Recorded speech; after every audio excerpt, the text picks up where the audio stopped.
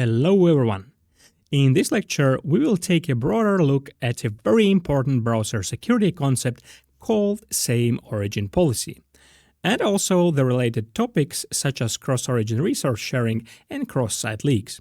But let's start by looking at the web security threat model. So what is the threat model under which the web technology should function securely? So the core security guarantee of the web is that users can safely visit arbitrary websites and execute scripts provided by these websites. As you see, in this threat model, the website is the attacker, who might be willing to attack our computer or other websites that we are interacting with. So the respective security requirements here are that the attacker must not be able to first compromise our browser or computer, and second, must not be able to see or interfere with our interactions with other websites. For instance, if we have Gmail opened in one browser tab, we don't want a malicious website opened in another tab to read our emails, right? And this is where our browsers apply a set of rules called the same origin policy, which is the central topic of this lecture. The same origin policy is a fundamental security mechanism that prevents one website running inside the user's browser from attacking another.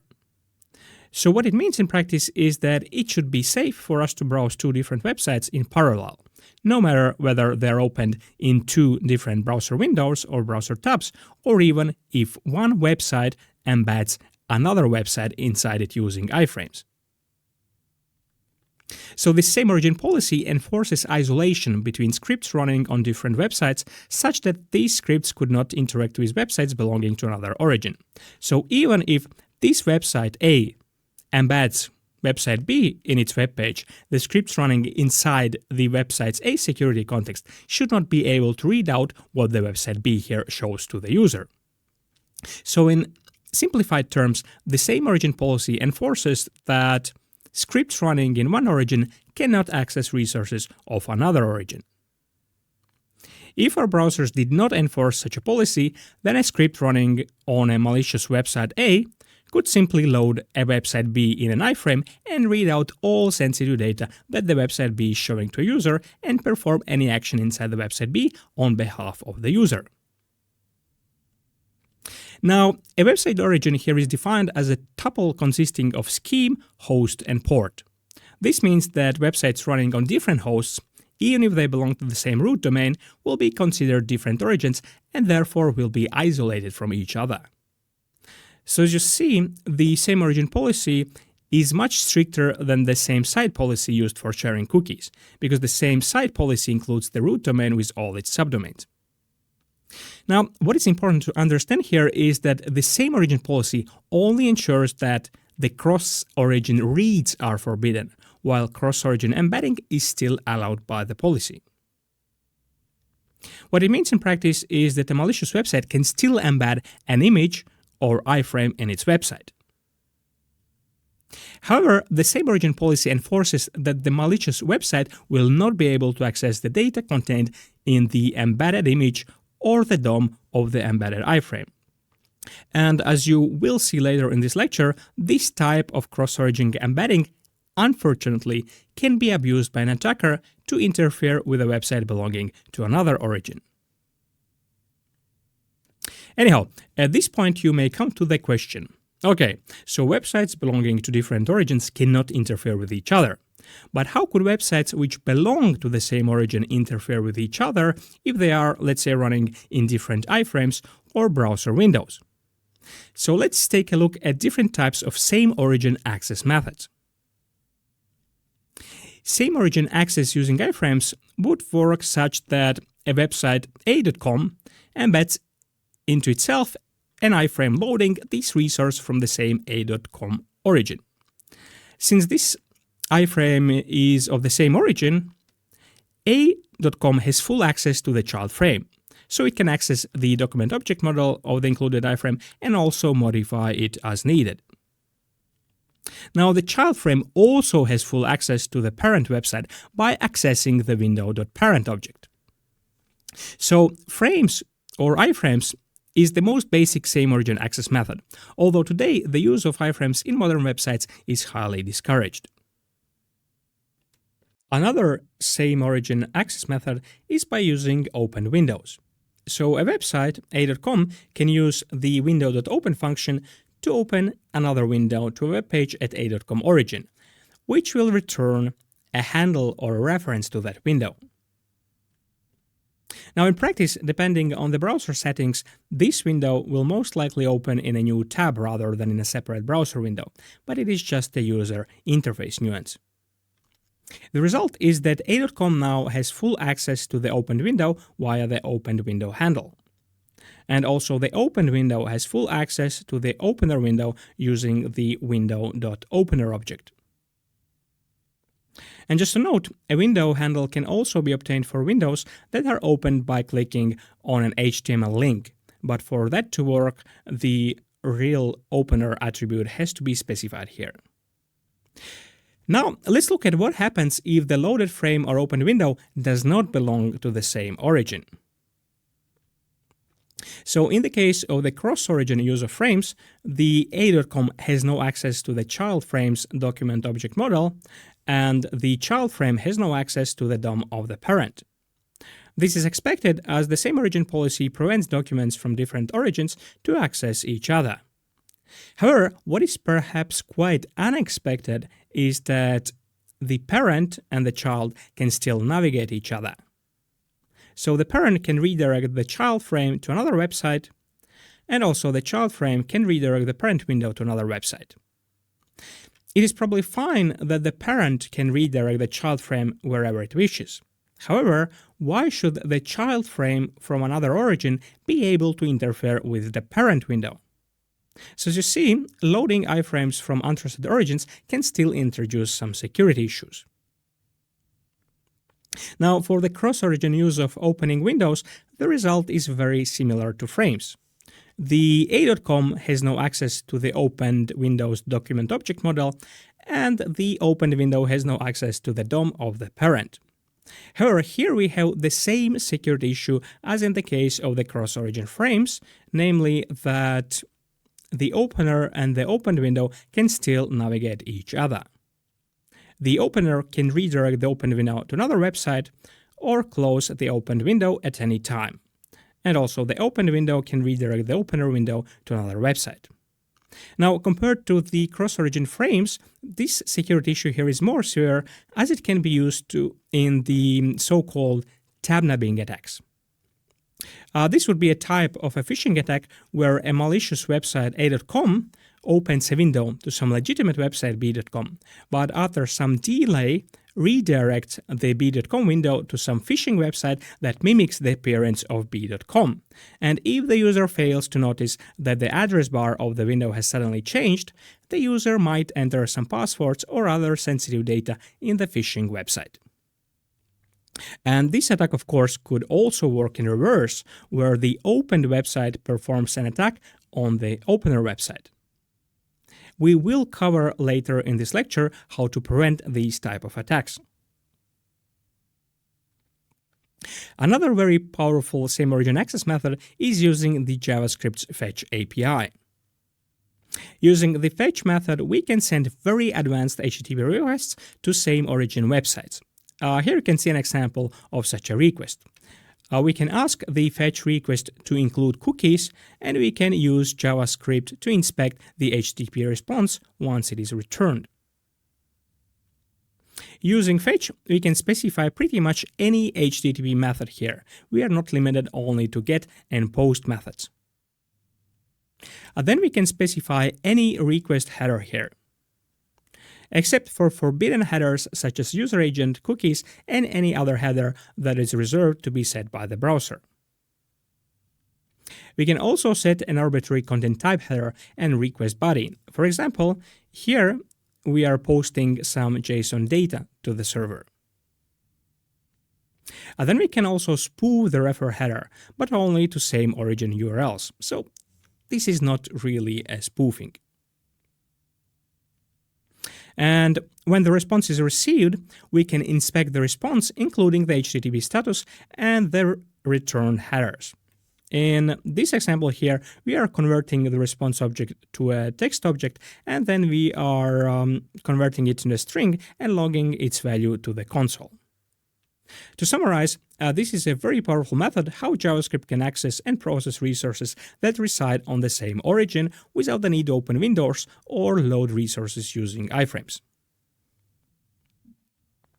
Now, what is noteworthy is that Fetch API can also be used to perform some limited cross-origin requests, but only very limited. Here you can see an example of such a request. It is important to note that for cross-origin requests, only the so-called simple requests are allowed. A simple request means that request method can only be get, post, or head. Then only a limited set of headers can be specified for the request. Accept language, content language, and content type. These are not very useful headers except for the content type header. But only limited set of values can be specified for the content type header. These are form URL encoded, form data, and text plain, meaning that we can perform cross-origin post requests that submit HTML form data or plain text. Also note that if we specify credentials include here, then in these type of cross-origin requests, cookies will be included and will also be processed, accepted by the browser if set in the response. Now, the most important limitation here is that such a cross-origin request will be sent to the server, but the response returned by the server will not be available to the JavaScript. Therefore, we can use this method only to send simple and blind cross-origin requests, since we will not be able to read the response that is returned by another origin. And if we think about it, this method is equivalent to cross-origin HTML form submission, where we can submit HTML forms to other websites, but the browser will be redirected to that other website, and the original website will not be able to see the response of that request. And this is the reason why the Fetch API supports such a limited cross-origin request feature. This is just to provide for the fetch method the same capability that can be achieved using cross-origin HTML form submission. Alright, but at this point you may realize that there might be use cases where cross-origin reads might be useful. For instance, if we want other websites to access resources that we are providing on our website. And this is where the cross-origin resource sharing or CORS comes into play. So the CORS method can be used to allow cross-origin reads. Here is an example. Let's say we have a sourceorigin.com which performs the same cross-origin fetch as we saw on the previous slide. But this time we specify mode CORS here. What this will do is that this will instruct the browser to return the response, but only if the target origin allows us to read it. The target origin can do this by including special headers in the HTTP response. So the response will be available to the source origin if it contains the headers allow origin source origin and allow credentials set to true. The allow credentials header must be there because in the request we ask to include credentials.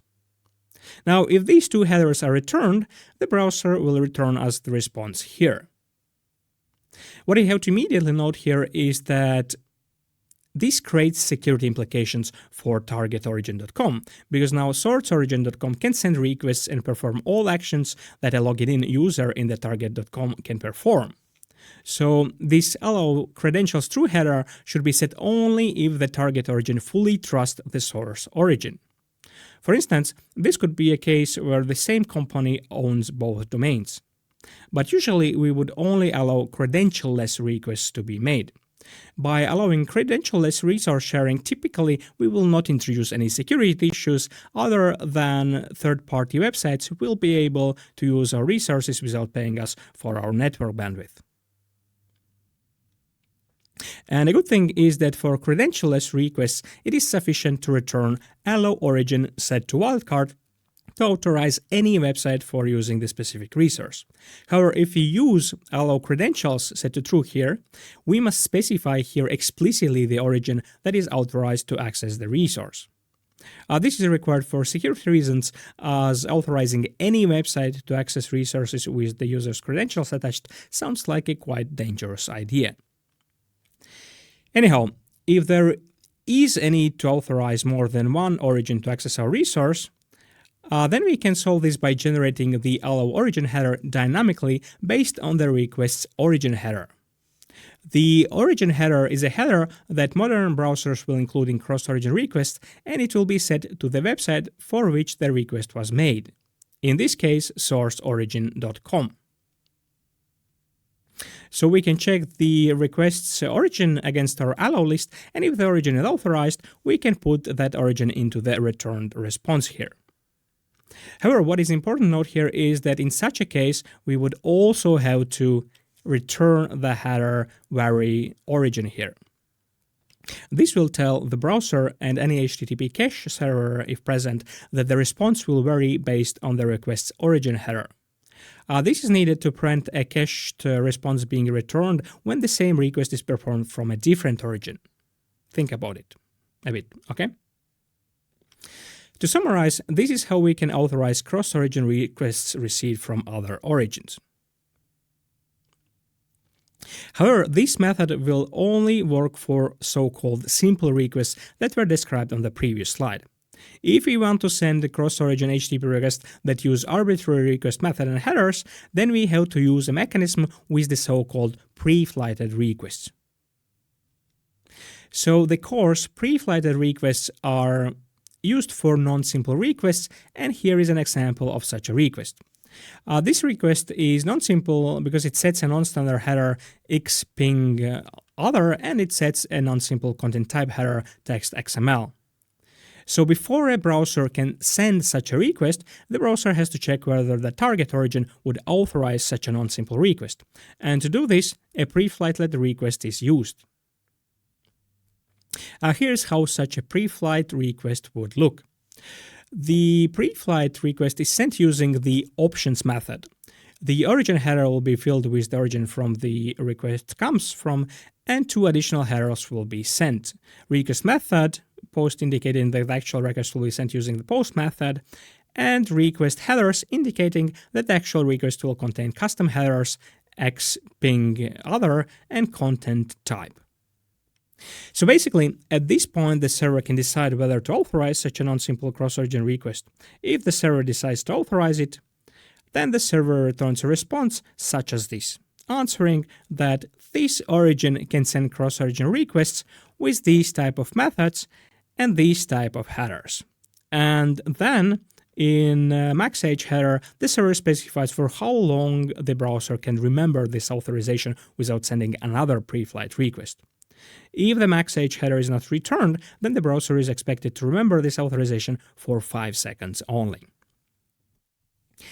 If the browser is satisfied with such a response, it will perform the MIME request as requested here, and the server will return the response specifying that this origin is allowed to read the response and that the cache mechanism should not use this response for requests initiated by other origins. So as you see, for non-simple requests, this results in two requests with a bit more complicated semantics. And then there is one more coarse header that can be included in the response. It is the header access control expose headers, and it can be used to specify a list of response header names that can be exposed in the return response to JavaScript. This might be useful in some specific cases. Alright, so this is it about the cross-origin resource sharing. The cross-site leaks or access leaks is a very interesting and perhaps surprising phenomenon that you must be aware of. As we already discussed, the same origin policy aims to isolate scripts that are running in the security context of different websites. However, due to the way how the web and our browsers work, there are still some very smart attacks that can allow a malicious website from one origin to interfere some information about the user that is using a website from another origin.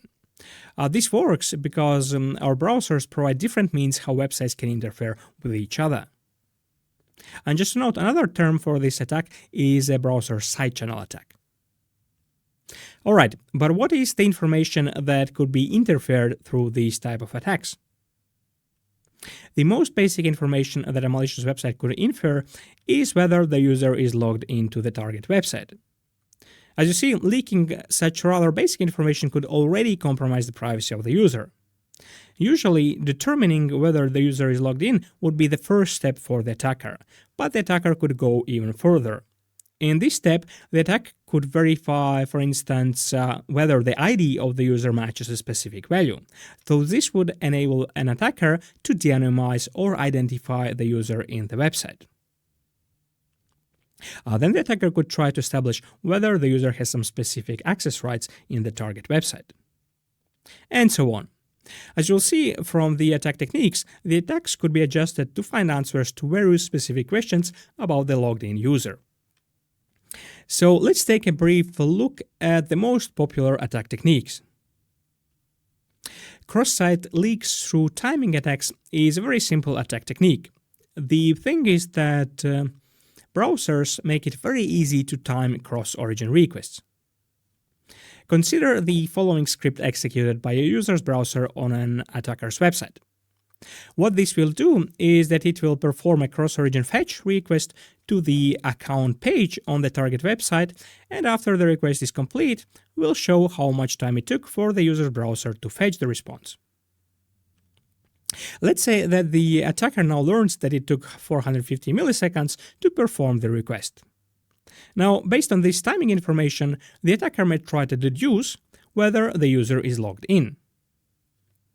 Usually, it would take longer for the server to produce a response for a logged-in user, because if the user is logged in, generating the account page would take more time than just returning a response that asks the user to log in.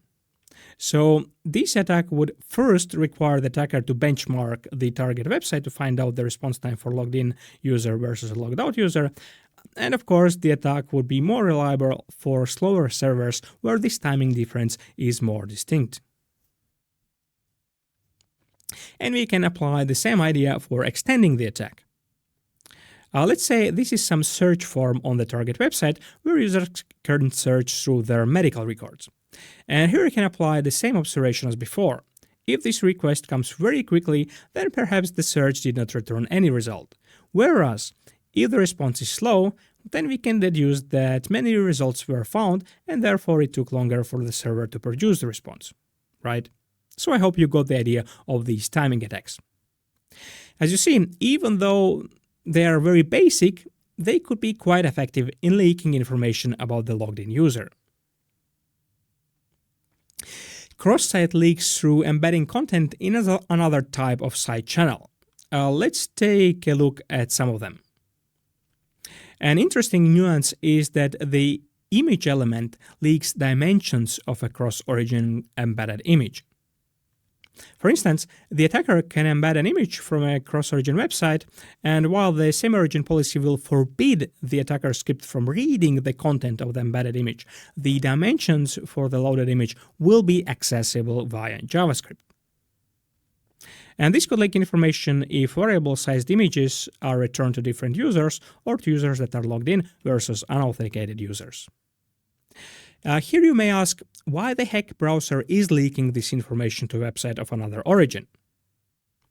Well, it turns out that hiding this information does not make much sense, because by embedding an image, the layout of the website will change based on the dimensions of the image, and there are other techniques how this change can be measured and detected by the website that embedded the image. So that's a lost game anyway.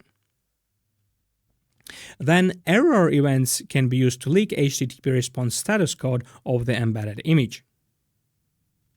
For instance, we can use the unload and unerror events to detect if the cross-origin request returned success or some error status code.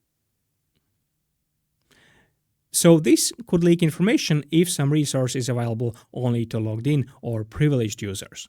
And just to note, using the script source here is more reliable method than the image source, and this is because some browsers will fire an error also in case the request was successful, but the returned response is not a valid image. In contrast, script source will not care about the file format errors in the returned response.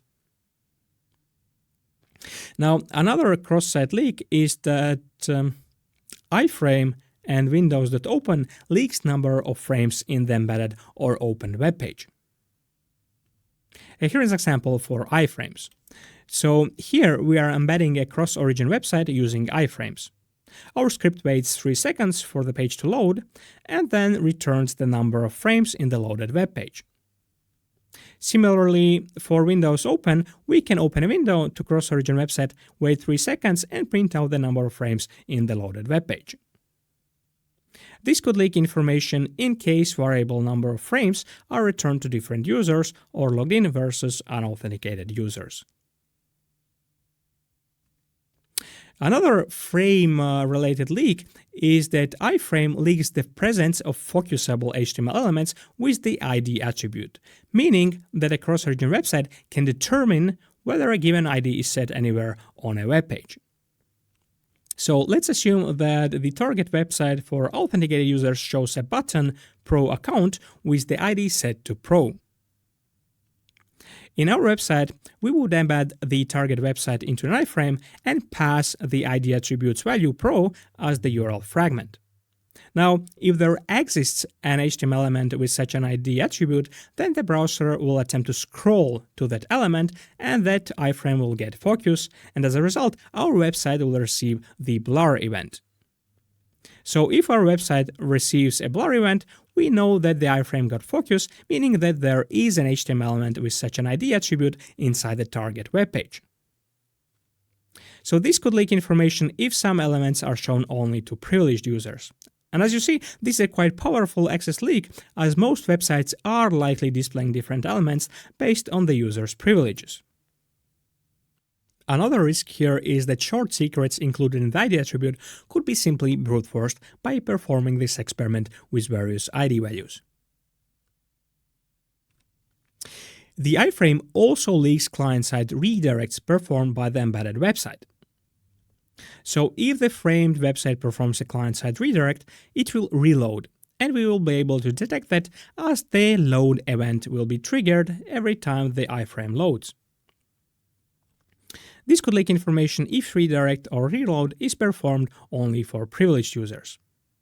Now, to detect server-side redirects, we can use another access leaks technique, namely the browser's maximum redirect restriction, which leaks server-side redirects. The thing is that to prevent endless redirect loops, browsers will follow only 20 redirects, after which a network error will be raised. And this fact we can exploit to determine whether the cross-origin website performs a redirect. So here is how the attack would work. What we do is perform 90 dummy redirects and then the last step redirect to the target website. If a network error is triggered, then we know that the target website tried to perform an additional redirect which exceeded the max redirect limit. Otherwise, if the request was successful, we can conclude that there was no redirect. This is how the attack would look from the browser's perspective in case the target website performs a redirect. And this could leak information if a redirect is performed only for privileged users and similar. Anyhow, so these were some of the perhaps most interesting techniques for exploiting cross-site leaks. But let's think now, what could be the possible countermeasures against these type of attacks? So let's look at how to prevent access leaks and harden our website against cross-origin attacks. First, we can apply framing restrictions. We can use the content security policy to prevent other websites from framing our website and sandbox untrusted iframes that we load into our website. So this should prevent attacks where a cross-origin page loads our page in an iframe and vice versa when our page loads a potentially malicious website into an iframe. Then we can prevent websites from obtaining window handle. We can achieve this by applying the cross-origin opening policy. This should prevent attacks where a cross-origin website opens a window to our website and obtains a window handle to it. Then we can prevent cookie transmission in cross-site requests using the so-called same-site cookies. This topic we will discuss in the next lecture, but here the idea is that most of these attacks are possible because browsers can perform cross-site requests, and these requests are authenticated, meaning that browsers will include session cookies when sending these requests. So what we can do is that our website could use same-site cookies, as these will not be included in such cross-site requests. This will work most of the time, but we will discuss limitations in another lecture. And finally, we can block potentially malicious cross-origin requests by inspecting the seg-fetch request headers. This topic we will also cover in the next lecture. But in this lecture, let's discuss the first two defense mechanisms. First, restricting framing of our website. So, using a content security policy header, we can enforce framing restrictions for our website. For instance, to prevent any framing of our website, we can return the content security policy header setting frame ancestors to none. If any website, even our own, will try to iframe a resource that returns such a header, then the browser will refuse to load the returned response in the iframe. So this will prevent any type of attack that uses iframing of our website. Actually, there are more attacks that can be executed against a website that allows it to be loaded inside an iframe. We will look at these attacks in the future lectures, but the point here is that it is the best security practice to prevent other websites from loading our website into an iframe.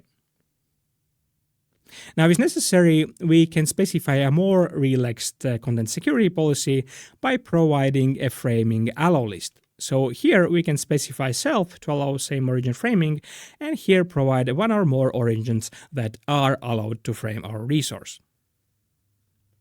Note that there is also the xframe options header that can be used to achieve a similar result, but it has become obsolete with the introduction of the content security policy header. But you may still see this header set by some websites. Now, there are also certain attacks that can be executed by malicious website that our website loads into an iframe. Therefore, we must also restrict a website that we load into an iframe. Here are some of the attacks that a malicious iframe website can execute against our website. First, it can track visitors of our website. The malicious website can set cookies and it will be able to identify unique visitors of our website. We will talk more about tracking risks in a separate lecture. Then, as we discussed, the loaded website can count iframes in our website, which can leak some information if different number of iframes are displayed to different users. Then, the iframe website can redirect our website or parent frame to another website. This is not only annoying, but could also be abused in phishing attacks where a redirect is done to a website that mimics the appearance of our website. And it can also open new windows and launch pop-up dialogues and trigger API features such as playing audio and so on. To summarize, the iframe website can do a lot to disturb the visitors of our website. To prevent most of these attacks, we can specify the sandbox attribute here when loading an iframe. By default, it applies a lot of restrictions unless a specific allow attribute is specified. Let's go over the most important restrictions that sandboxing provides. By default, it will block execution of JavaScript and other scripts unless execution is explicitly allowed by specifying allow scripts parameter. So this will block any JavaScript-based attack. Then it also blocks access to the website's own origin, meaning that the iframe website cannot access its cookies, make some origin requests, and so on. So this should prevent cookie-based tracking of our visitors. Then it will block attempts to redirect the parent frame, the window of our website. This attack, however, would be relevant only if the JavaScript execution is allowed in the first place. Similarly, it will block opening of new windows, or actually tabs, and triggering alert dialogues.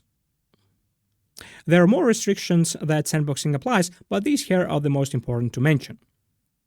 Now, the best practice would be to not load any untrusted cross-origin content in iframes, but if we have to do it, then we should apply the principle of least privilege, sandboxing the frame and making sure that only these allowed exceptions are specified that are required for the function of the iframed content.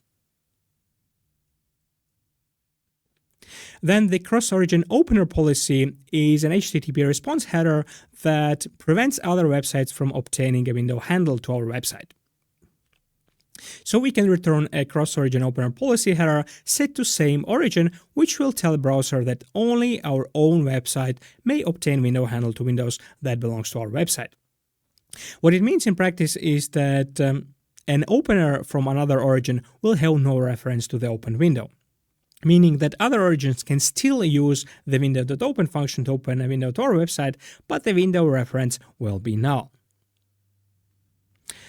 Also, the opened window will have no reference to the opener's window, meaning that window.opener will return null. So this means that the opener and the opened window will not be able to attack each other.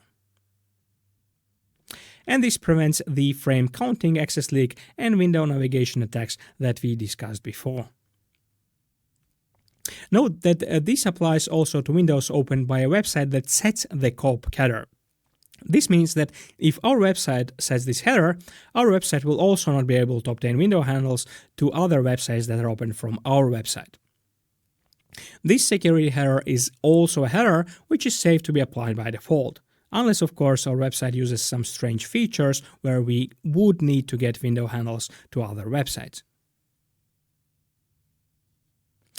Let's switch the topic a bit and let's discuss how browsers handle the so-called mixed content.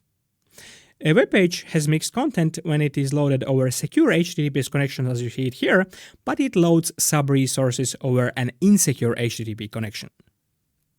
So here is an example where a web page loads over HTTP a style sheet, image, iframe, and JavaScript. Now, this is a very bad idea because a network attacker could hijack these unencrypted requests and, for example, inject a malicious JavaScript code that would compromise the user's browsing session with the website. If the website had configured an HSTS policy, then this would not be too much of an issue, as these requests would be automatically upgraded to HTTPS. But what if the website is not using HSTS? Historically, browsers would load the insecure sub-resources just fine, but would downgrade the UI of the web page to not secure as if it was entirely loaded over unencrypted HTTP. This, however, helps very little as the attack would have already taken place. Today, to prevent such attacks, modern browsers will block requests that try to load sub-resources over the insecure HTTP. When loading the so-called passive content, such as images, video, and audio, the request will be upgraded to use HTTPS, while all other requests will be blocked. Note that this also applies to requests initiated by JavaScript. So, fetch calls to HTTP origins will also be blocked. Interesting to note that insecure file downloads will also be blocked, but here the handling is slightly different because when a user clicks on a download link, the browser will make a request over the insecure HTTP, but if the response will trigger a file download instead of a top-level navigation, then the response will be rejected. So essentially, today secure contexts are forbidden to communicate with insecure contexts. The only way how a web page from a secure context can send an insecure HTTP request is by initiating a top-level navigation to that insecure context. However, in the case of HTML form submission, a browser will raise an alert asking to confirm data submission to an insecure context. Note that there is no such restriction for the opposite direction, meaning that insecure contexts can freely communicate and load sub-resources from secure contexts. Also note that there is one notable exception to mention, namely that these localhost origins are considered secure context even when served over the unencrypted HTTP. The rationale here is that since when connecting to a website that runs on the local machine, there is no data transmitted over the network, then there is no risk even when using the unencrypted HTTP. And it is actually also very problematic to set up a valid TLS certificate for non-public hostnames without interfering with the operating system's or browser certificate trust store. So this exception makes the web app development on a local host machine much easier. Then there is a special opaque or null origin to mention. The null origin is used for originless resources for which origin is undefined. Two resources that have undefined origin will not be considered same origin and will always be handled as cross-origin. A good example here is resources that use the file scheme. The file scheme is used to refer to files stored on a local file system. For security reasons, web pages that are accessed via the file scheme will have the null origin, preventing them from accessing other files in the file system.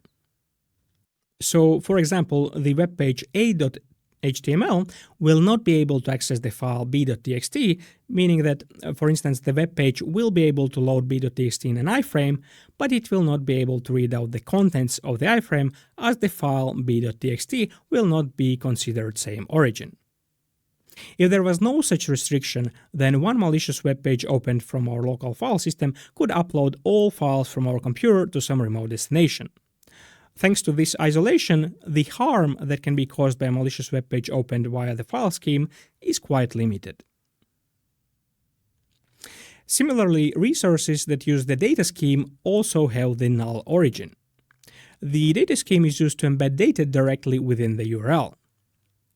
For instance, here it is used to embed an image directly into an HTML document. This can be handy as it doesn't require fetching external resources. Now, probably we don't care much about the origin of an embedded image. It gets more interesting when the data URL is used to embed an HTML code that runs JavaScript. So in such a case, the code will be executed in an isolated null origin.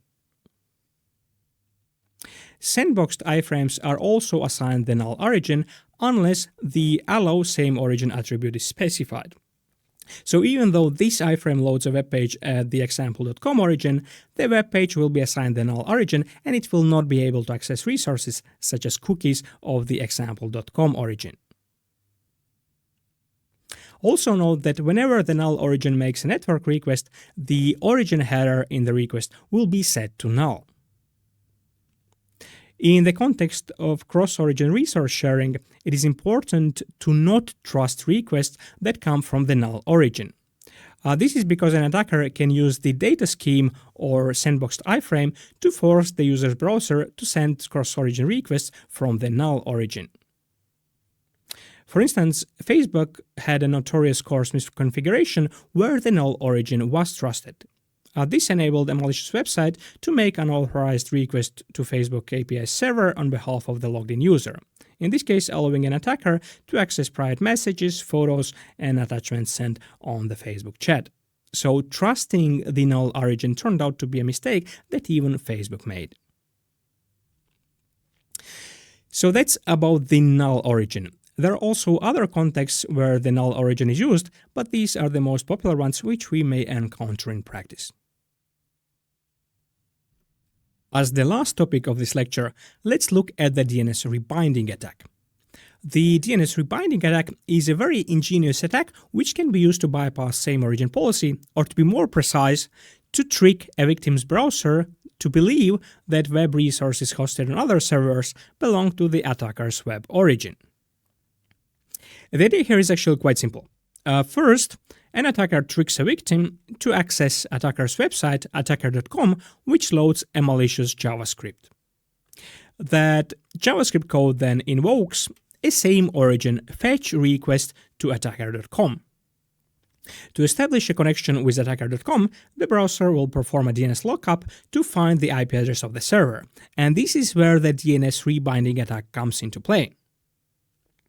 The trick is that for this DNS lookup, the attacker's DNS server will return, let's say, an IP address 127.0.0.1 of a loopback interface. The result will be that the browser will send the HTTP request not to the attacker's web server, but to the web server running on the victim's loopback interface. And since this is the same origin request, the malicious JavaScript will be able to read the response and send it back to the attacker, effectively enabling the attacker to use the victim's browser as a proxy to access HTTP servers that are reachable by the victim. So the IP address here could be of any server that the attacker wants to access through the victim's browser. This will work because the server's IP address is not part of the same origin policy. And we don't really want it to be part of the same origin policy. We don't want to isolate origins based on the server's IP address, as it is a normal practice on the web for a single website to be served by several servers with different IP addresses. At this point, however, you should realize that there are two preconditions for this attack to succeed. First, the server that is being attacked should perform no validation of the HTTP request's host header. For instance, if the server performs a check like this, then this attack will fail, as the victim's browser will send this request with the host header containing the value attacker.com. Most servers on the internet, especially those hosting several websites, will check the host header to determine for which website the request is meant. But this may not be the case for a single web service that is running on localhost and does not expect to be accessed via any specific hostname. The second precondition is that no HTTPS must be used. Only the unencrypted HTTP can be used in this attack. If HTTPS is used by the server, the TLS connection will fail, as the server will return to the victim's browser a TLS certificate for a different domain than attacker.com. So, due to these two preconditions, this attack is unlikely to succeed against public websites, and public websites the attacker can reach directly without the need to route requests through the victim's browser, unless, of course, the attacker can obtain some benefit by routing requests through the victim's internet connection. In principle, HTTPS websites could still be attacked if an attacker has control over any host listed in the HTTPS certificate. For instance, if the target server is using a wildcard TLS certificate that is valid for any subdomain, then for an attack to work, the attacker would have to compromise some subdomain belonging to that target domain. Anyhow, in practice, this attack is mostly used for using a victim's browser as a proxy to access HTTP servers located in the victim's private network. So this attack is perfect for attacking routers and IoT devices, because such devices usually are not bound to any specific hostname, and also deploying HTTPS on IoT devices is a challenge that today seems to have no good solution. There is a framework called Singularity that can be used to automate these type of attacks, and it also provides a feature where an attacker can browse the target web server as if the attacker was using the victim's browser. For instance, here is an attack where the attacker is browsing the Jenkins service running on the loopback interface of the victim's computer. Of course, such browsing will work only as long as the victim has the attacker's website open in their browser. So the attacker would have to apply some social engineering to keep the victim busy in the attacker's website. Anyhow, the moral here is that web services running in a seemingly protected private network should still protect themselves by at least implementing some basic authentication.